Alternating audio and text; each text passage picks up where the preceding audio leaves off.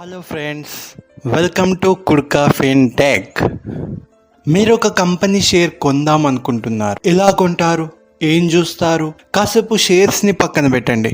మీరు ఒక mobile phone కొందాం అనుకుంటున్నారు. ఎలా కొంటారు, ఏమేం చూస్తారు?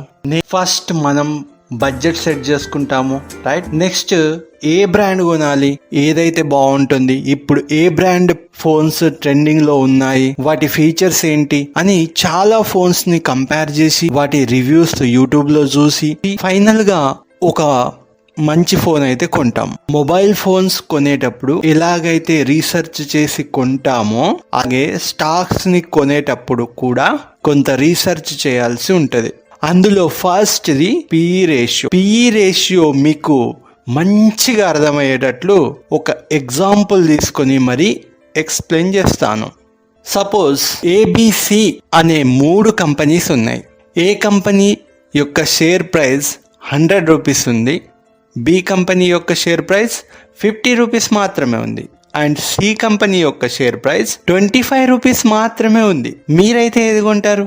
ఏ కంపెనీ షేర్ ప్రైస్ చీప్గా వస్తున్నాయో అవే కదా కొంటారు. ఈ 3 కంపెనీస్లో ఏబిసి అనే కంపెనీస్లో మీరైతే ఏది కొంటారు? సో చూడండి, షేర్ ప్రైస్ ఒక్కటే చూసి కంపెనీ సి చీప్గా ఉంది అని మనం చెప్పలేం. అలా చెప్పినట్లయితే అదొక బిగ్ మిస్టేక్. మనం చూడవలసింది షేర్ ప్రైస్ ఒక్కటే కాదు. మనం చూడాల్సిన ముఖ్యమైన విషయం ఏంటంటే ఆ కంపెనీ ఒక్క షేర్ మీద ఎంతైతే ప్రాఫిట్ జనరేట్ చేస్తుందో దాన్ని మనం చూడాలి. దాన్నే మనము ఎర్నింగ్ ఫర్ షేర్ అంటాం. ఒక్కొక్క షేర్ మీద ఆ కంపెనీ ఎంత ప్రాఫిట్ జనరేట్ చేస్తుంది అనే దాన్ని ఎర్నింగ్ ఫర్ షేర్ అంటే దాన్నే షార్ట్ కట్ లో ఈపీఎస్ అంటాం. ఈపీఎస్ ని ఎలా క్యాలిక్యులేట్ చేస్తాం? మరి దానికి ఒక ఫార్ములా ఉంది. సో ఈపీఎస్ ఫార్ములా ఏంటంటే net profits, number of shares, ఎంతైతే అవుట్ స్టాండింగ్ లో నంబర్ ఆఫ్ షేర్స్ ఉంటాయో ఆ కంపెనీ ఎన్నైతే షేర్స్ ఇష్యూ చేసి ఉంటుందో దాంతో డివైడ్ చేస్తే వచ్చిన దాన్నే ఎర్నింగ్ ఫర్ షేర్ అంటారు, ఈపీఎస్ అంటాం. సో మళ్ళీ మనము సేమ్ ఎగ్జాంపుల్స్ కే వెళ్దాం. సో కంపెనీ ఏ ఈపీఎస్ ఎంత అవుతుంది? ఇప్పుడు suppose for example company A EPS 2.5 rupees ఉంది, కంపెనీ బి ఈపీఎస్ 2 రూపీస్ ఉంది, కంపెనీ సిది ఈపీఎస్ 0.25 రూపీస్ ఉంది, అంటే 25 పైసా మాత్రమే ఉంది, రైట్? ఇప్పుడు చెప్పండి, కంపెనీ ఏబిసిలో ఏది కొంటారు? ఏది కొనాలో క్యాల్కులేట్ చేయడానికి ఒక ఫార్ములా ఉంది. దాన్నే పిఈ రేషియో అంటాం. పిఈ రేషియో అంటే price divided by earning per share. So ఈ 3 కంపెనీస్ యొక్క పిఈ రేషియో చూసుకున్నట్లయితే కంపెనీ ఏ యొక్క పిఈ 40 రూపీస్గా వస్తుంది, బిది 25 వస్తుంది, సిది 100గా వస్తుంది.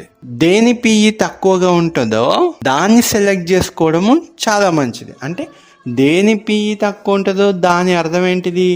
100 రూపాయలు నడుస్తున్న కంపెనీ ఏ వాళ్ళు ఒక్కో షేర్ మీద 2.5 రూపీస్ మాత్రమే సంపాదిస్తున్నారు. కానీ కంపెనీ బి అనేది 50 రూపీస్ లో నడుస్తుంది, కానీ 2 రూపీస్ సంపాదిస్తున్నారు ఒక్కొక్క షేర్ మీద. సో ఇలా చూస్తున్నట్లయితే మనకు 25 అనేది బికి తక్కువ వచ్చింది కాబట్టి పిఈ దేనికి తక్కువ వస్తే దాన్ని తీసుకోవాలి మనం. అదే మనకు చీప్ వాల్యుయేషన్ లో నడుస్తుందన్నమాట. సో దీన్ని బట్టి మనం కంపెనీ బిని సెలెక్ట్ చేసుకుంటాం. సో ఇదండి పిఈ రేషియో అంటే.